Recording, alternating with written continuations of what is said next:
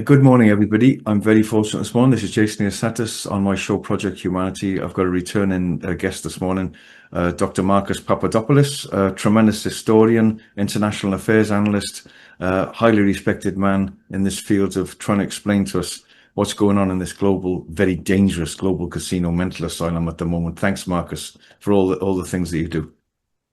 Not at all, Jason. Thank you ever so much for having me back on your show. And I'm very much looking forward to our discussion, a discussion which focuses on a topic which is, as I will delve into later on, extremely complicated and is most certainly not black and white. Yep. I'm going to talk about your new book in a minute. I'll just open up with a quick flurry of just a slight rant, just to put the base camp in here, right? I don't know how you feel on a lot of these things. And we just say something, everybody. Listen to this. For me, a lot of government is a sickness, okay? If you look from space, there's no borders from space, okay? And we're all fighting each other. It's a terrible, complex thing. We're all the same. We're one big global family. But what I want to say is that the fascinating thing for me is, why can't Iran have nuclear weapons? You've got Trump yesterday saying, I may do it, I may not. I may kill them all, I may not. What is going on here? A lot of people I know saying Trump's going to save us, Trump's going to save us. I've never thought that, for the record. I've always thought that he was controlled by Israel, as most of them are. The AIEA, we don't have evidence of anything that they're building anyway. Dr. Kelly, remember David Kelly? Well, I believe they killed him, in my opinion, because he was saying that Iraq didn't have any. There was that great thing with Tucker Carlson, Marcus. He was asking, what was his name? What's the guy's name? Tucker Cruz. Cruz. He didn't know anything about Iran. They don't care. They're just going to bomb them. And what I want to say is, why shouldn't Iran have a nuclear weapon? They've killed and slaughtered far less countries and people than America. But they're not responsible enough to have a nuclear weapon. It's the opposite, I'm very, very worried at this time. Trump was having lunch with the Pakistan military man. $4 billion a year is still going to Israel. I did the Guardian newspaper, Marcus, did a hit piece on me last year with George Monbiot because I said that Israel was controlling Washington. He said that's a conspiracy fantasy. But anyway, Marcus, where are we? Where's this going? How dangerous is it? I'm very concerned, very, very concerned. I think we're in real serious trouble this time, For those who are familiar with my work, they know that I support Trump in a domestic sense. So I am overall satisfied with what he has implemented in America. So, for example, he declared an emergency at the border with Mexico. He has started to clamp down on illegal immigration. He is fiercely anti-woke. He is anti-BLM. He is anti-Antifa. He says, which of course we all know, there are only two genders. Hallelujah. And female. So you can see, Jason, why I support him in a domestic sense. Also, he is clearly anti-British establishment. He clearly understands that the British establishment, through its principal puppet, Starmer, is one of the most dangerous of forces in the world. That is why a few months ago, Trump humiliated Starmer in the White House. That is why a few days ago, Trump deliberately dropped the agreement on the floor, knowing that the puppet Starmer would then crouch down to pick up the papers. So again, in a domestic sense, I am happy with what Trump is doing in America. There are some exceptions when it comes to AI, which I'm not happy about, but overall, I am happy. Turning to international affairs, the very fact that he's talking with Putin about the war in Ukraine is something to be applauded and is something to be encouraged. Also, during his first term in office, he reached out to the North Koreans. And as a result of that, despite his bombastic language, and despite also at the same time the bombastic language of the North Koreans, both sides sat down with each other and they came to an agreement. And as a result of that agreement, they reduced tremendously the tension on the Korean Peninsula. For me, that was his greatest foreign policy achievement. Turning to Israel, this is where I have always been critical of Trump. Indeed, any American president, be it Clinton or Bush or Obama or Biden, panders to the Israelis. And as a result of that, I will always castigate them. Let us now turn to the missile war between Israel and Iran. The situation concerning Israel and Iran is extremely complex. Anyone who says otherwise is either an idiot, a liar, or is being paid to say so. And more often than not, those characteristics are found altogether in one person. So when I say the situation between the Israelis and the Iranians is complicated, let me give one example. This is not known to many people, and it's certainly not known to mainstream politicians and mainstream journalists and so-called experts in the Western world, who are simply useful idiots. During the Iran-Iraq war, the Israelis supplied weapons to the Iranians, believing that Saddam Hussein's Iraq posed a greater threat to Israel than the Ayatollah Khomeini's Iran. Now, for many people, that is quite remarkable. But what it goes to show is that high-level politics and high-level international relations is the most peculiar business of all.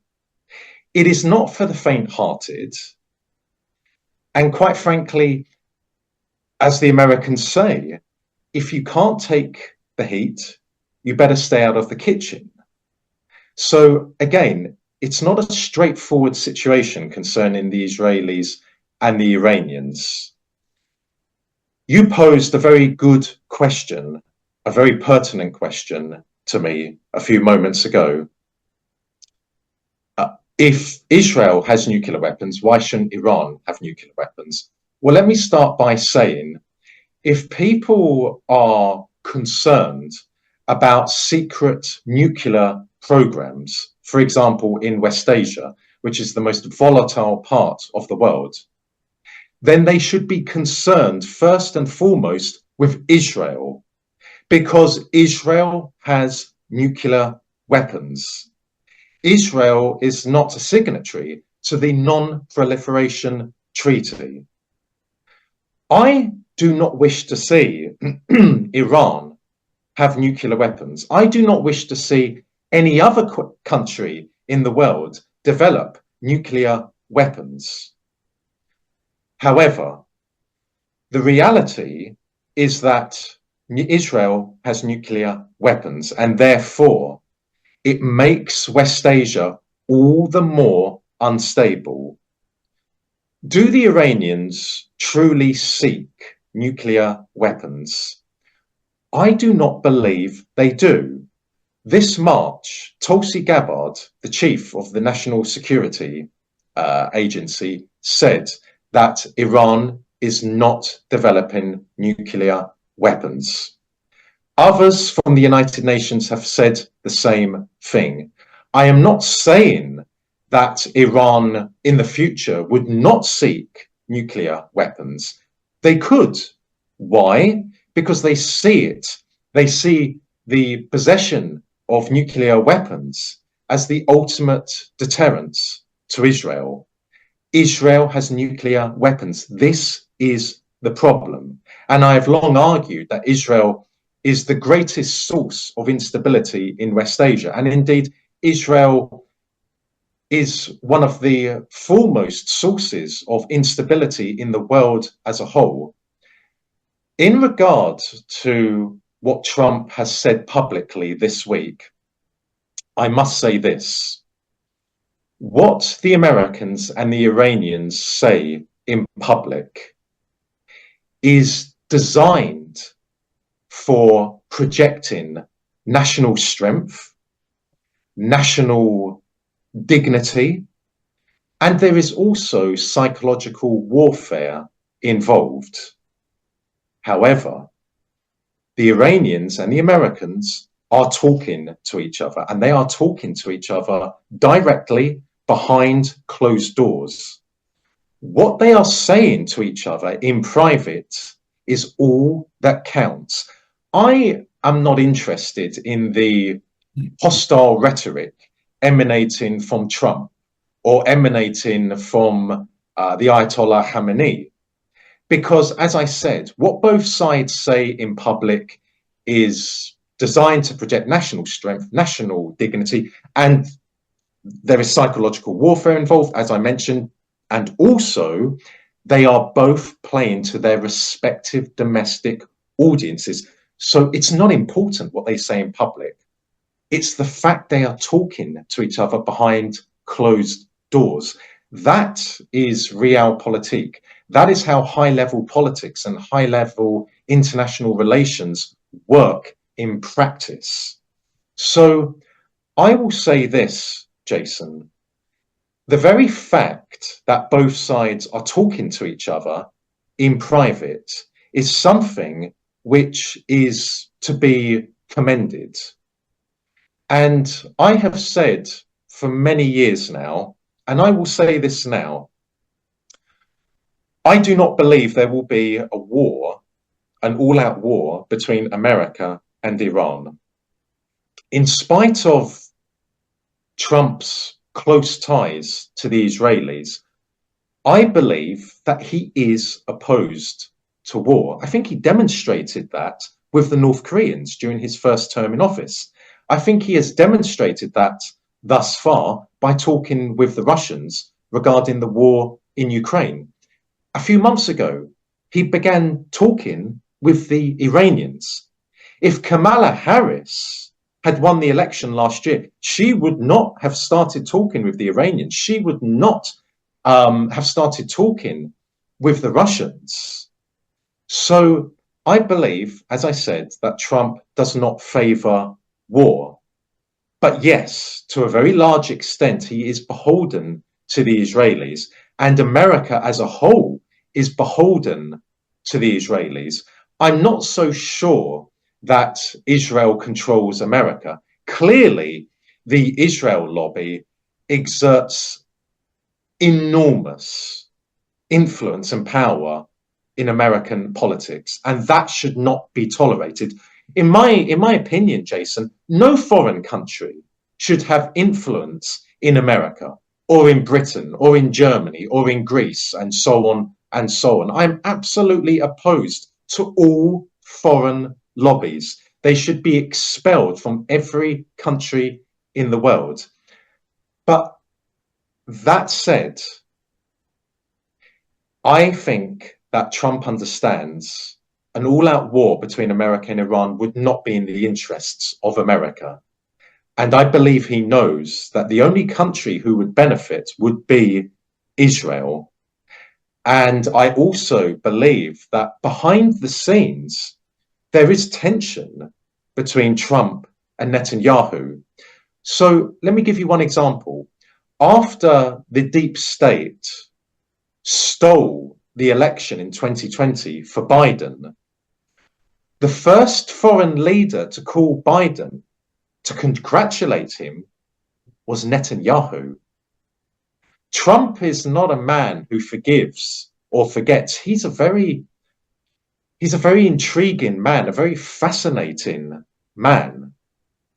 So what Trump and Netanyahu say in public about their respective countries and the strategic partnership between America and Israel is not necessarily what they are saying behind closed doors. And it is obvious that there is some tension between the two. And Trump understands that the American deep state is still entrenched in power. So he doesn't have a free hand, not yet, not yet, anyhow. So these are factors that we have to take into consideration when we view what is happening at the moment between Israel and Iran. Oh gosh, well done, Marcus. It's great to hear you talking about it because you've given me hope, really, And I think we all, my grandmother used to say, better to live in hope than die in despair, And you have given me hope because although I am running Trump down in a lot of ways. I've always said I've never been one that says Trump's going to save us because I think we're going to save ourselves. We've got to change. I think the greatest threat to humanity is our minds, humanity's mind, because out of our minds we create the future. With action.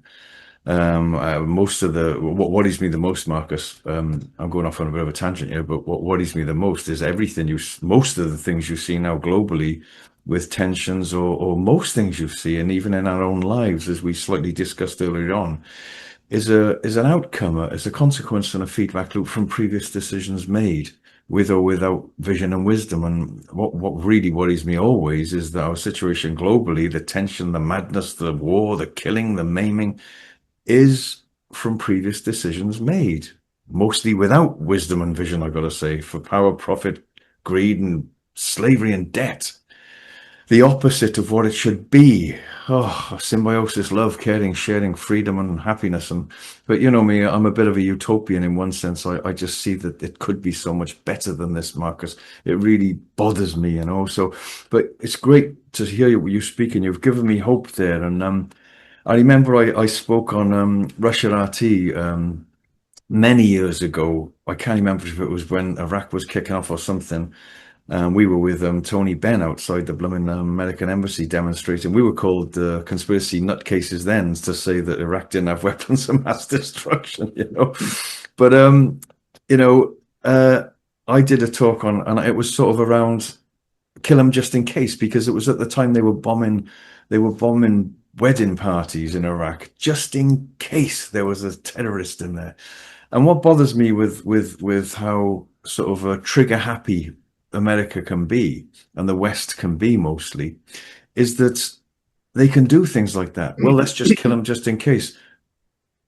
Kill Iran just in case, they're going to kill us. They might just get a weapon. Kill them just in case, Now, I make sweeping, I'm a bit of a wild card, as you can see, compared to you. You're very knowledgeable about what happens behind the scenes, much more than I am, that's for sure. But, I see people running in Israel now. It's tragic, and they're getting bombed. But I have to admit, there's a part of me thinking, well, perhaps it's a taste of their own medicine. Look at all the people slaughtered in Gaza, the little children. And if it's one Israeli or three Israelis or four Israelis, it's not the Israelis' fault. It's the maniac that's in charge of them, But I have to admit, it's like, whoa, well, okay, now you see what it feels like. We've been watching children killed in Gaza. It's been sickening. It's been terrible. And I was going to ask you, what do you think is going to happen with America there? They've wanted to clear that place for years. I had a ex-IDF soldier, I think he's a medic actually on here, Shaidan on, and he said that there's no way they could have come into Israel like that. They let them come in. Why? Because they wanted to do this, right? I want to get your opinion on that. There's too many things I know. And then some people have said to me, because I'm not as knowledgeable as you, oh, they created Hamas anyway, Israel and the West. That sounds absurd to me, but you never know. But like you said about the people in America, like Cruz and people like this, when you look at the amount of money they're being given by the Israeli lobby, it's absolutely unbelievable. So they're buying them off. And there's that lady dressed in pink going in and shouting, and it's always coming up on the screen exactly how much money they got, So just it's absolutely crazy. And I was going to ask you, why do they pander to Israel? What's the historical thing behind all that, Marcus? You're a historian. Why has Israel got so much power and so much sway over countries and media? And I'm not an anti-Semitic. I love my Israeli friends, but my God, it sounds almost satanic. People are saying, well, there's things happening on off-world entities, and there's all these what do you think's going on with this Israel thing? It seems to be so almost overwhelming and controlling almost everything in the West. In some ways, Israel's war against Iran is actually Netanyahu's war. Right. Netanyahu is facing, and has been now for a few years, is facing serious challenges to his leadership. He is very unpopular, and of course, he has been accused of corruption, and high-level corruption at that. Now, back in 1982, Galtieri, the leader of Argentina, was also very unpopular in Argentina. He was also facing serious challenges to his leadership. So, what did Galtieri do? In an attempt to unify Argentinian public opinion behind him, he invaded the Falkland Islands. So that is why I say, in some ways, Israel's current war against Iran is Netanyahu's war, because he is attempting to rally the Israeli public behind him. He is trying to undermine the severe challenges to his leadership by saying, we face a common enemy, and I will lead us into battle against this common enemy. So that is something we need to be mindful of. I would also like to say this, Jason. In the last week or so, though I have seen it, I would say, since the beginning of the year, there are a lot of people in the Western world, mainstream politicians, mainstream journalists, and ordinary members of the public, who are saying that they support Iran becoming a monarchy again. They are praising the previous Shah, who was deposed by the Iranian people in 1979. Quite frankly, Jason, these people who now profess to know about Iran, to know about the Shah, are simpletons. They are complete and utter idiots. They know nothing about Iran. They know nothing about Iranian history. They know nothing about the Iranian Revolution. They know nothing about the old Tsar, the old Shah.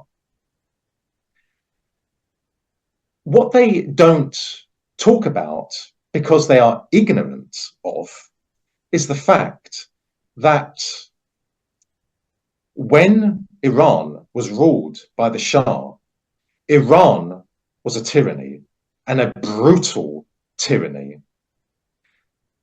Iran was full of dungeons, and those dungeons were full of political opponents. The Shah's secret police were notorious in West Asia for their brutality. Also, the Shah sold Iran, its economy, its natural resources, to the Americans and also to the British. Iran under the Shah was not independent, and it was not sovereign. It was, in essence, a colony of the West's. Turning to the Iranian Revolution of 1979, which was overwhelmingly supported by the Iranian people, overwhelmingly supported. Yes, there were different political factions, but they came together because of their hatred for the Shah, and their hatred of the Shah's system, and their loathing of the fact that Iran was a playground for the Americans and for the British and for other Western countries. The most important achievement of the Iranian Revolution was that Iran was returned to the Iranian people. Following the Iranian Revolution, we saw the coming to power of the Ayatollah Khomeini. Now, in my opinion, there have been many successes in the last 46 years in Iran. Is there political suppression there? Yes, there is. There is political suppression across the whole of West Asia. There is political suppression in Israel. There is also political suppression in Britain. Let us not forget, last summer, many British people were arrested because they were fearful of what is happening in Britain. They are angry at what the British establishment has turned Britain into, and they were thrown into prison. They are political prisoners. But returning to West Asia, all governments in West Asia and in North Africa exercise political suppression. They all have political dungeons, again, including Israel. There are thousands of Palestinians, including children, in prisons in Israel. So no one is an angel in West Asia. The Iranians are not angels. The Israelis are most certainly not angels. However, the Iranians do not profess to be whiter than white. They do not profess to be angelic. The Israelis, and of course their Western patrons, do. And Iran has not started wars in West Asia, but the Israelis and the Americans have. So that is something that the simpletons, the morons in Western countries who are saying that Iran should return to a monarchy should be aware of. They do not understand Iran, and they should also know that when it comes to women in Iran, firstly, it is now not mandatory in Iran for women to cover their hair, unlike in Saudi Arabia, which is a strategic friend of both America and Britain's. So that's the first reality about women in Iran. Secondly, there are considerable numbers of women in Iran who are in parliament, who are in the legal profession, who are in science, who are in the police, and so on and so on. And thirdly, at a more simple level, women in Iran are treated with great respect. That, to an ignorant person in the Western world, will be shocking to hear, because they have been indoctrinated for 46 years. If, for example, in a car park, if there is a space available, and if there's a man driving one car and a woman driving another car, and they both head towards that parking space, if the man sees that it is a woman driving the other car, he will allow her to have that parking space because of the respect which is given to women. Why? Because in Iran, they see women naturally as bringing into the country future generations. They see women as key in looking after children, in the development of children, which quite frankly is how the whole of the Western world once was, before the Western ruling elites introduced the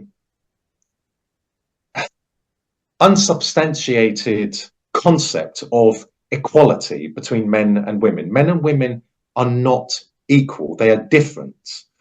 They bring different things to the table. That is how God intended men and women to be. Men and women complement each other beautifully, and it is absolutely essential that they remain how they are. So in Iran, in Russia, in other traditional societies in the world, men do what men are supposed to do, and women do what women are supposed to do. But anyway, I'm going on a tangent. That's good. It's good. It's good. Good for people to hear that. Yeah. Regarding what you said about the influence that Israel has in not just Western countries, many other countries in the world, how Israel was formed in 1948, the history behind it inevitably meant that for many years there would be sympathy there would be sympathy shown towards the Israeli state. And a lot of people now, ever since Israel showed its true face in Gaza at the end of 2023, a lot of people now in the Western world understand that Israel is not angelic, far from it. Secondly, the other reason why Israel commands so much influence and power in Western countries and in Western countries now, solely in Western countries, is because Israel is the main conduit for Western supremacy in West Asia and in North Africa. Without Israel, the West, principally America, could not dominate West Asia and North Africa. It would simply be impossible.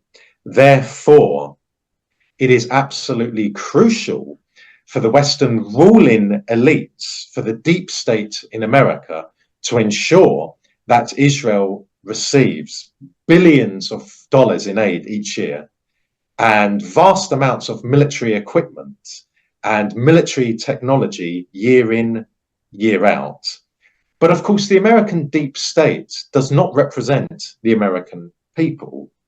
The American deep state is extremely hostile to the American people. Take, for instance, Jason, how the American deep state has deliberately imported millions upon millions of people from outside of the Western world into America to destroy the American people's cultural and spiritual values. And when I say spiritual values, they're Christian values. Exactly what the British deep state or the British establishment or the British ruling elite has done in the UK. So the British deep state cares nothing for the British people. The American deep state cares nothing for the American people. Why do I introduce this? Because Israel, for the American deep state, is highly important. Israel, however, is not important for the American people. America is afflicted with cancer because of the American deep state. Therefore, people like Thomas Massie and Marjorie Taylor Greene, both of whom I have great admiration for, argue that every cent, every dollar should be spent in America. No more foreign aid, no more foreign wars. And both of them have made it very clear, no money for Israel. Israel started this missile war with Iran. Let Israel fight it. Because people like MTG and Massie understand that America is still occupied, that America is under attack, America is under siege, that the enemy is not abroad. The enemy is in America. So Trump is not controlled by the deep state. I do not believe that.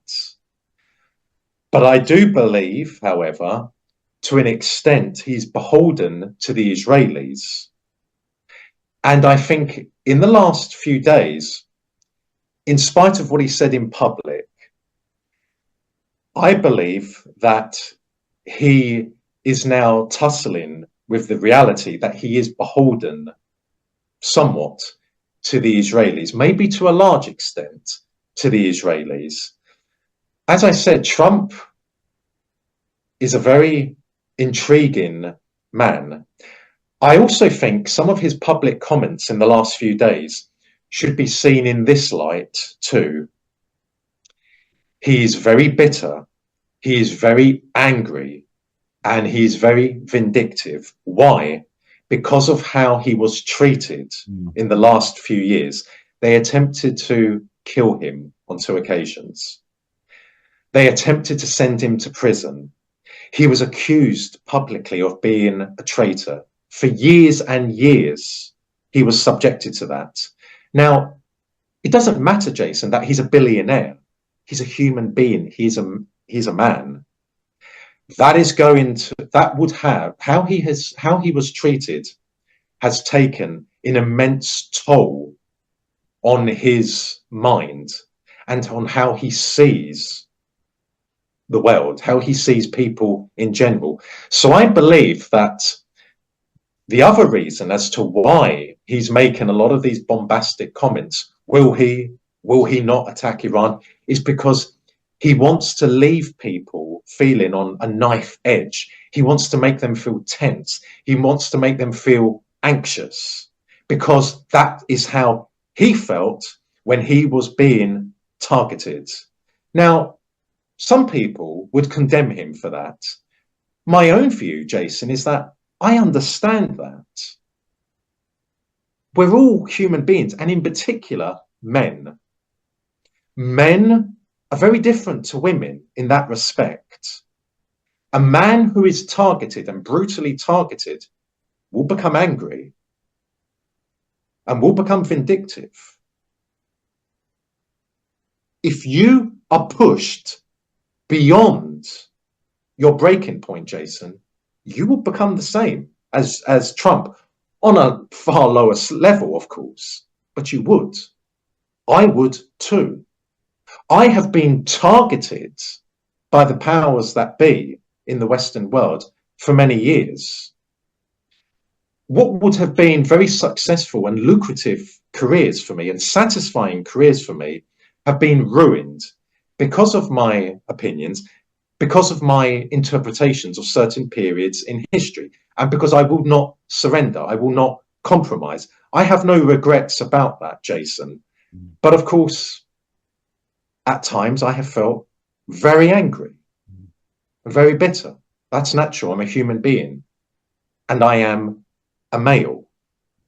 So I think that people should understand that in regard to Trump. As I said at the start of this interview, I still believe that this can be resolved peacefully. I still believe that there will not be an all-out war between America and Iran.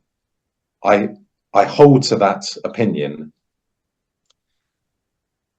However, when it comes to Trump, and I'm not making excuses for him, I will not retract one word of criticism I have made over him over the years, principally regarding Israel.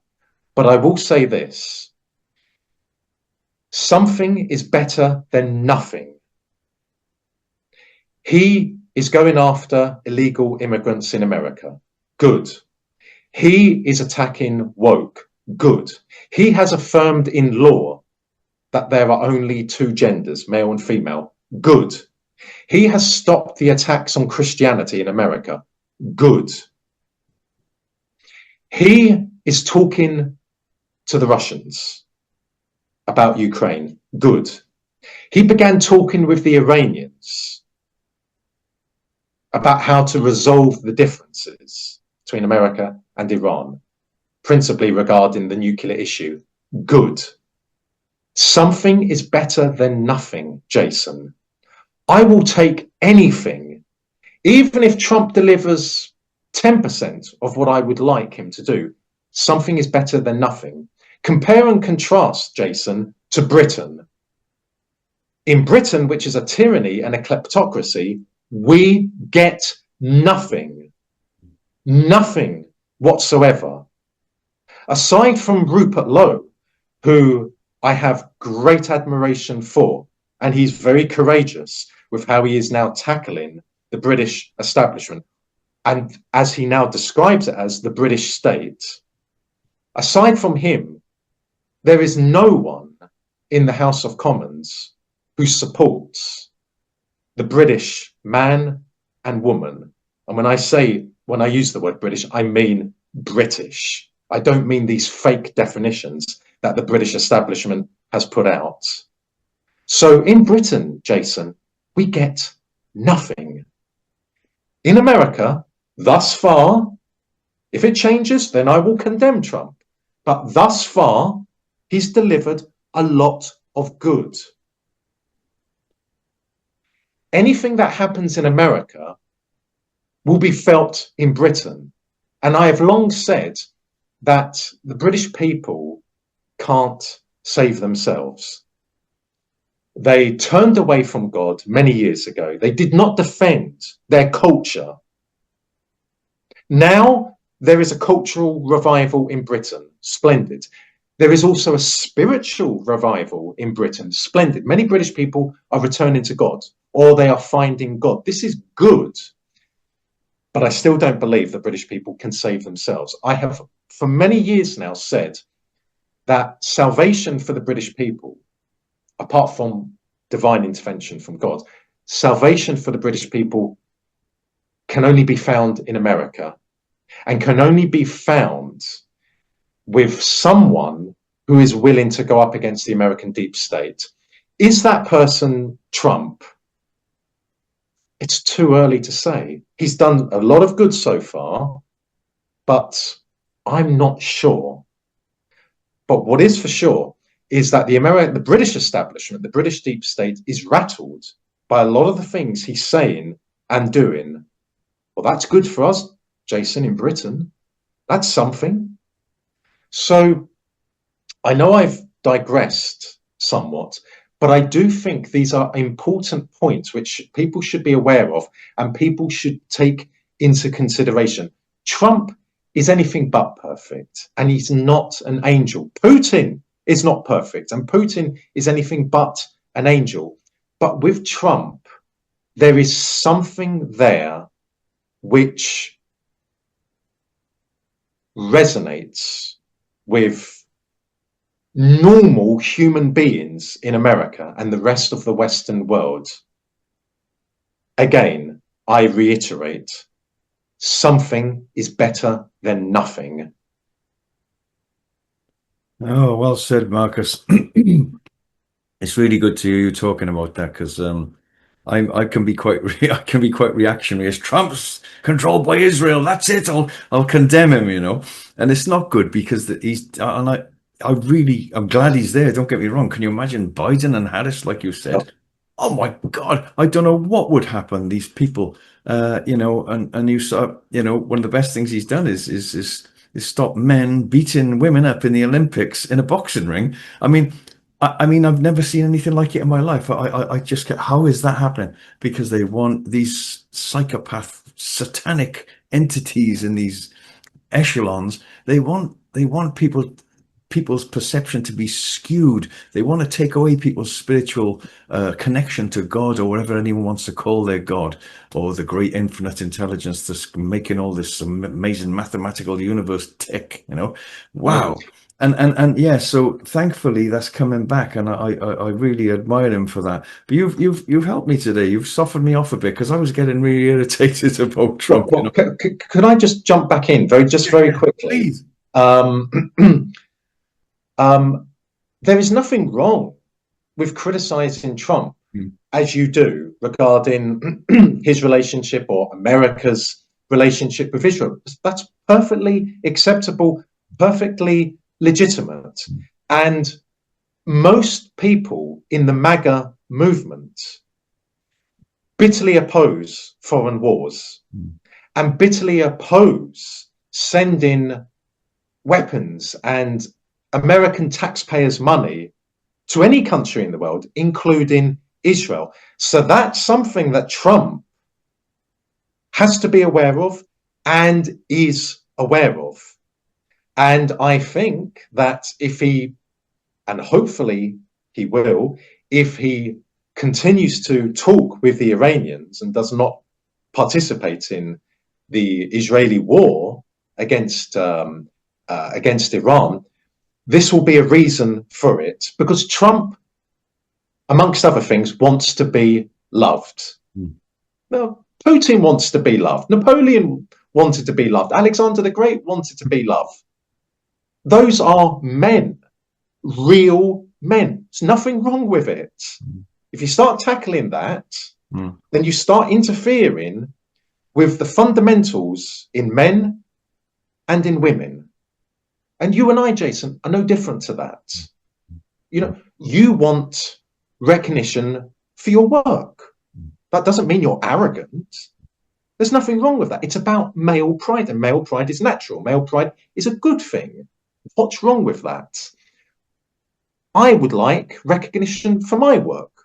That's male pride. That's a good thing. There is also female pride. Mothers like to be recognized for having been the wonderful mothers that they are, for ensuring that when they were pregnant, that they did everything health-wise for the baby. Then after the baby is born, staying up throughout the whole night to be with the baby, tending to the baby's needs. Women like to be recognized for that. That's female pride. That is good. So male pride is good, natural and healthy. Female pride is good, natural and healthy. Anyone, Jason, who says otherwise has very, very malevolent motives involved. Secondly, going back to Trump, just after he returned to the White House this year, and I'm going to use a profanity now, and I've never done this before on television, so I apologize. It's not a serious profanity, but it's still a profanity. You can say anything on in front of the camera.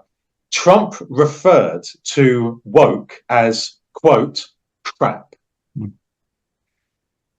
Can you imagine what would happen, Jason, if a politician in Britain, or as it's known as Bongland, referred to woke as, quote, crap?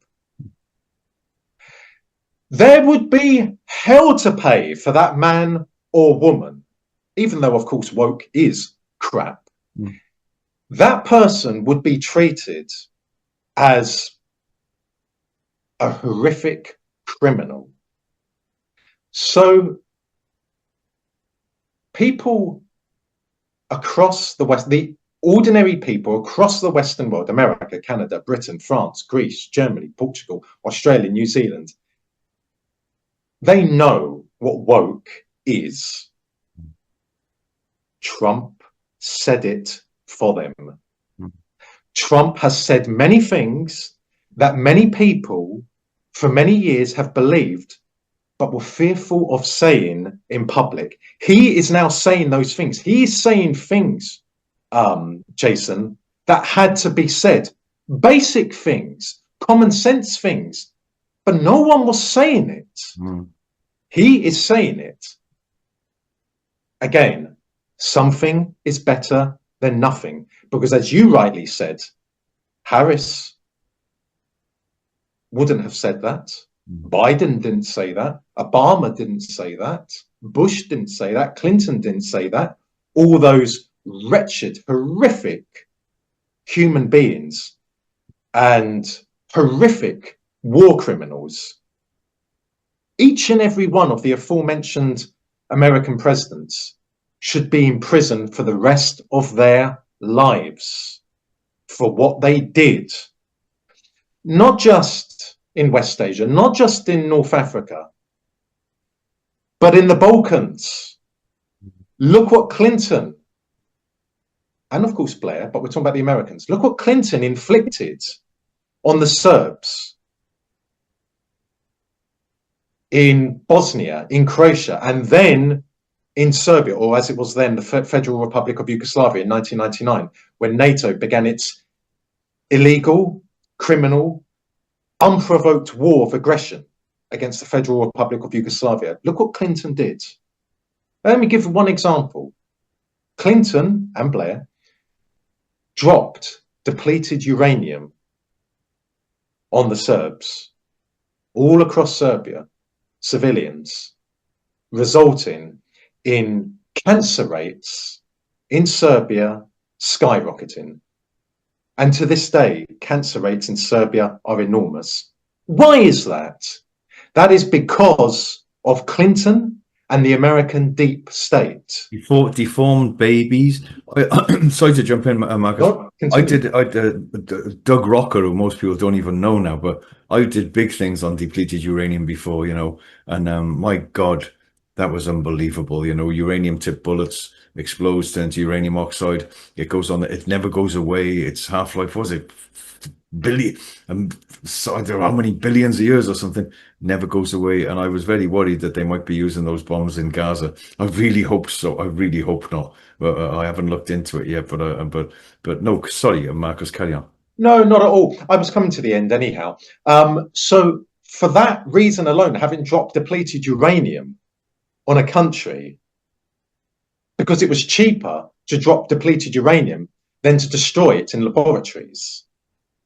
For that reason alone, Jason, Clinton should be in prison for the rest of his life. And when I say a prison, I don't mean a prison, the kind of which you find in Britain or in Bongland, as it is known as. No, I mean a Victorian era prison. Yeah. That is where Clinton should be. That is where Bush should be. That is where Obama should be. That is where Biden should be.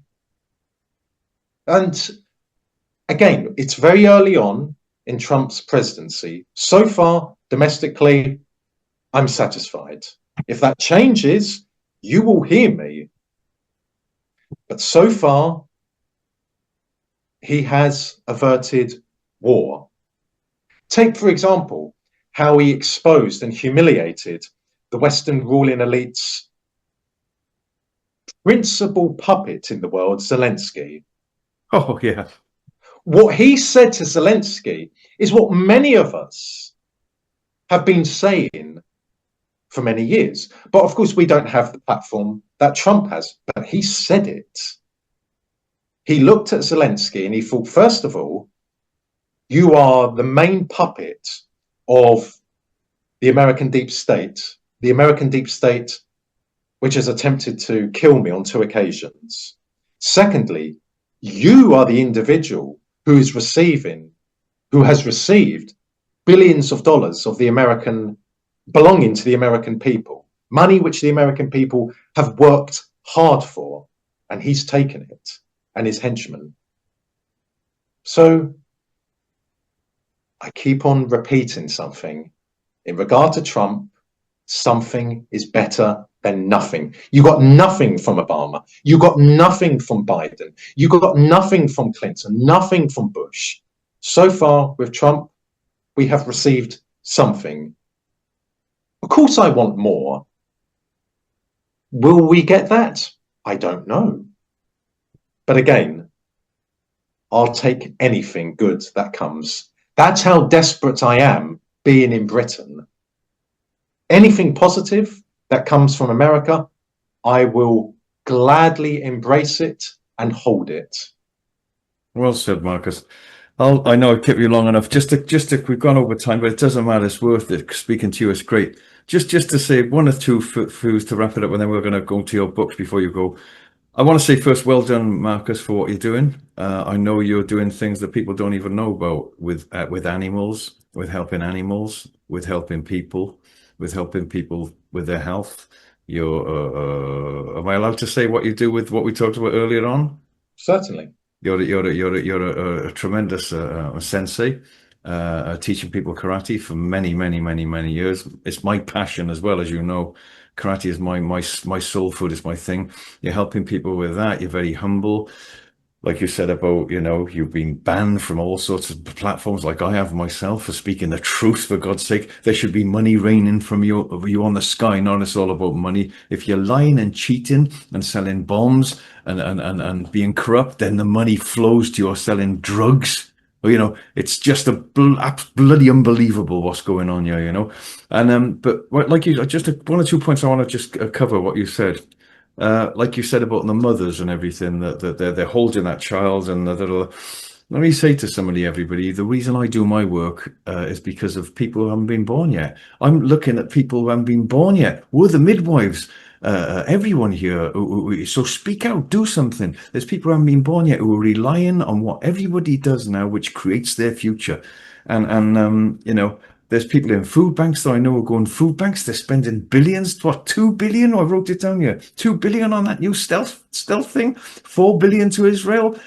There's people. And £1 billion per month, Jason, in Britain is being spent on illegal immigrants. £1 billion a month. £1 billion on illegal immigrants. And if I listen, I'm Greek like you, right? If I was to get in a boat and go to Greece, they'd say, sorry, mate, you've got to go back. My grandfather's Greek. My name's Greek. My blood's from the islands, and I can't go and stay there and have given a phone and a hotel. Are you out of your bloody minds, everybody? Oh, sorry, Jason. Calm down, Jason. Not a chance. It's ridiculous. And that is something that's got to be exposed. I'm very worried about it. I'm very worried about it. I'm not racist. I was married to a black woman in Cape Town years ago and shot at because of it. I'm not with her now. So don't call me racist, anybody. So what we're boiling down, so I'm going to put it in a thing now. Like you said about men and about us, we've got to be strong. When you see lightning going through the sky zigzag, everybody, it's not random. It's finding the path of least resistance all the time to get to the earth. And if we don't put a spiritual strength and protection around ourselves, then we're going to be in trouble. So, and the last thing I want to say is this. Trump, if you go into politics, what are you going to do? It's like putting an umbrella up in a hurricane if you do one thing. It's a mental asylum. It's insane, everything. There's no borders from space. Everyone's fighting each other and killing each other, vying for supremacy.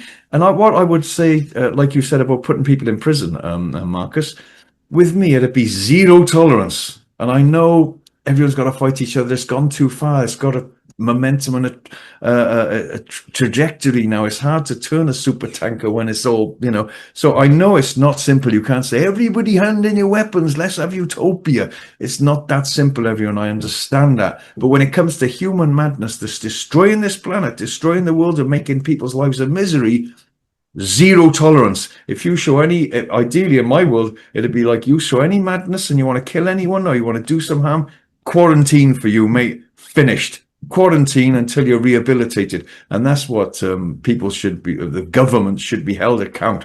But it's gone so mad. But I want to just in a more positive note, we're in the great exposing, the great unraveling, everybody. And years ago, when I was with Tony Benn and stuff like that, there was always a sticky slowness between when terrible things were done in government and the light of truth was shone on them and everyone could see the corruption. Now that's fallen away. It's almost instant now. Aha, we see you. People with phones in Gaza. We see you. We know what you're doing. You're killing doctors. You're bombing hospitals. Blah, blah, blah. So, yeah, I'm getting excited. I enjoy a bit of excitement. So the time lag's fallen away. We're in very exciting times, but very dangerous times as well. You can tell I'm Greek, Marcus. Look at me. So okay, that's my rant. But we are the mothers and the right. Now tell us about your books, Marcus. Well, first of all, allow me to say one word to you, Jason, because we have a mutual love of karate. Oh, totally. Us. In regard to my two books, so my first book is called Arise Russia, The Return to Russia of World Politics, or The Return of Russia to World Politics. That was published in January of 2021. It is predominantly an analytical study of contemporary Russian foreign policy. However, there are chapters which provide the history to Tsarist Russia and the history to the Soviet Union. For example, it provides the history to the different republics which comprise the USSR. And when it concerns Russia's modern day relationships with, for example, Serbia and Bulgaria, it also provides the history to the relations between Russia and Bulgaria and Russia and Serbia in Tsarist times and in Soviet times. My second book, which was published in November of 2023, is called Whitehall in Stalin's Russia, British Assessments of the Red Army, 1934 to 1945. Its focus is, it has two focuses. Firstly, that assessments of the prowess of the Soviet military in the aforementioned period played an important role in British strategic planning. Secondly, it says that ingrained Russophobia in Whitehall, especially amongst the military and intelligence classes, resulted in undermining Soviet military potential and also played an important role in the collapse of the Anglo-Soviet Treaty of May of 1942 and the collapse of the Grand Alliance after 1945. Both books were met with acclaim. For example, the second book, Whitehall in Stalin's Russia, received endorsements from 4 retired American colonels, 3 in the army, 1 in the Air Force, and they are quite well-known people in America. So they were very interested to read what the British were saying about the Soviet military potential and about Russophobia within Whitehall. The books can be purchased. Both books can be purchased on Amazon. Alternatively, they can be purchased directly from me. In regard to my social media platforms, I am on YouTube, I am on Odyssey, and I am on Rumble. I am also on X and Facebook. Fantastic, Marcus. Well done for all those books, and well done for being you. And I really mean that. I've watched you for years and years and years. I met you in London, and I've always been amazed at the body of work you've talked about, and you're a historian, and how you must have studied to learn all that about history. It's unbelievable, so well done for everything you've done. It's amazing. And you're a great man for truth, ethics, morals, and that ethical alarm bell which is in us all, which needs to be returned to its pristine state before we kill each other or everybody. It's a mad world. And it really is, and we need to get back to that ethical alarm bell within each person, and stop killing each other, and stop being influenced by our governments to hate each other. It's ridiculous, Marcus. And we'll spin off on another conversation if I'm not careful. But you know what I mean. We can talk about that again. But Marcus Papadopoulos, fantastic, and I'll put your links underneath this show so people can find you, and I'll also put your Amazon link to your books. And thanks for everything you're doing, and I really appreciate your work. Thanks for your time today. Well, thank you as always for having me on your show, and thank you too, Jason, for being the man that you are. You are out there as well. You are fighting as well. You have been attacked as well. So we all have a role to play. War has been declared on us. Man, woman, and child. We cannot sit back. We have to respond. We have to respond legally, peacefully, intelligently, and respectfully. And we must do so 24 hours a day, 7 days a week. Because if we don't, there will be no future for mankind. And it's amazing how people, just a quick thing before we go, I know we've gone over time, but it's very important to say this. It's amazing how people hate you if you're speaking the truth and exposing their governments. I get people coming in my gallery, get rid of Trump, kill Putin. I say, well, hang on a minute.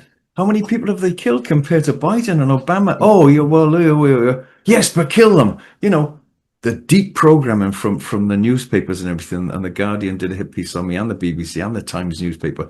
And someone shouted at me the other night, "You're a murderer," because I was exposing, what was going on with the vaccines.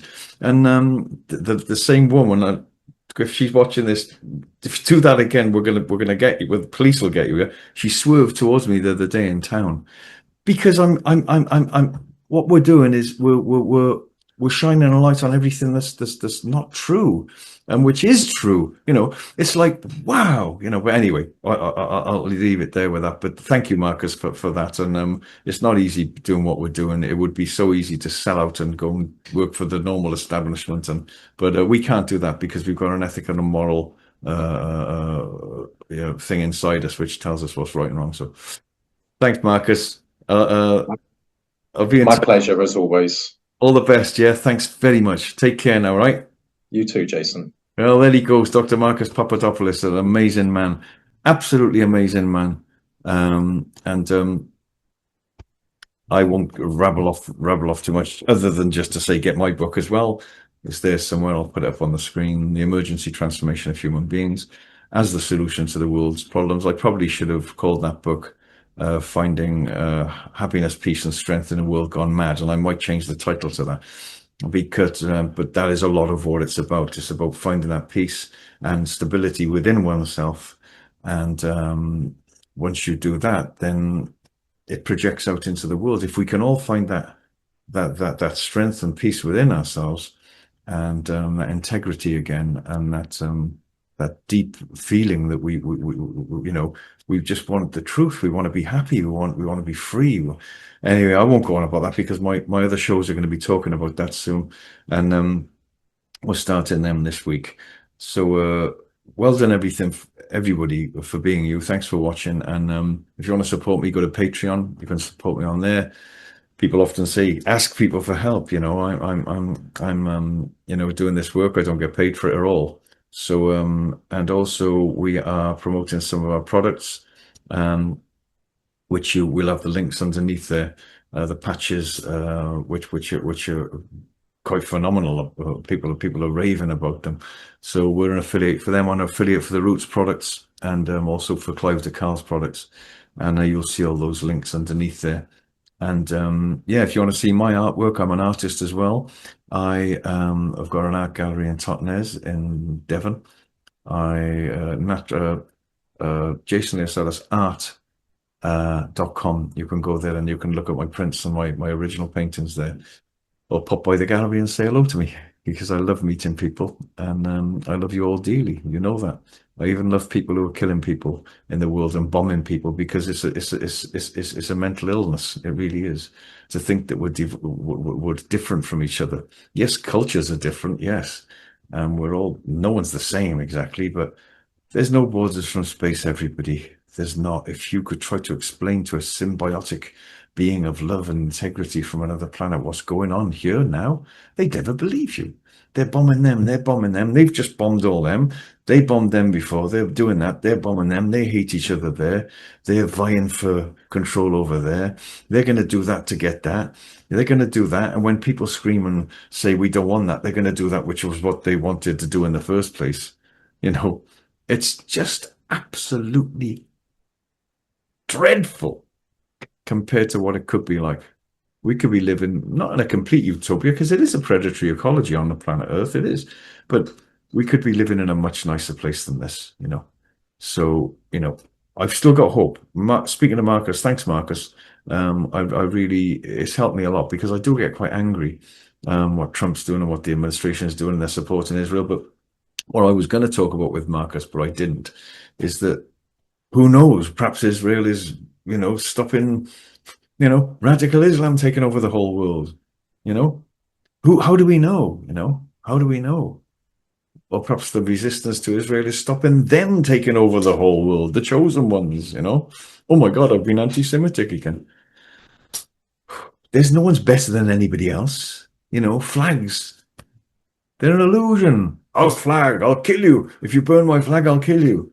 What's a flag? It's a piece of blooming cloth and cotton. Yeah. I'm Israeli, I'm Iranian, I'm Jewish, I'm African, I'm this, I'm that, I'm Russian, you know. It's just a grunt from a voice box. Beautiful, the voice, but it's a grunt from a voice box. It's just a sound which causes terrible trouble. I'll keep talking about it. It's very frustrating. It really is. But we've got to return to sanity. We really, really have. Honestly, you're the midwife. Right, you there, sat there. You're the midwife for a better world that is wants to be born. Is waiting within the womb of possibility to be born. And we can say, well, what can we do about it? The government controls everything. You can do a lot about it. You know, you can. You really can, just by standing up and exposing it and talking about it. Yeah, and that's where we are now. The great exposing is unraveling. That's what I call it. The great exposing of what's right and wrong. You can see it in plain sight now. It's something's changing. There's a spiritual upliftment in the world. There's a raising of the vibration of humanity. There's a heightening of consciousness again. Thank God. Thank God. Because these evil monsters that want to just make humanity into Coke cans, like rubbish that they just don't think, and they don't think they're anything, you know, connected to some higher divine, beautiful mind and intelligence, you know. This is no big coincidence. Big bang, come on. It's mathematically incredible. It's amazing.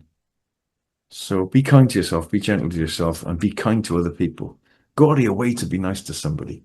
You know, I try to do it all the time. I love being nice to people. It's an addiction I've got. I want to help people, make people happy, not make people miserable and sad.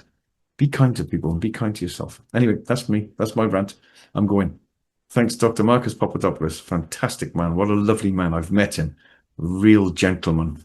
Real gentleman, that man. Honestly. Thanks so much, Marcus. Take care, guys. Love you. Bye.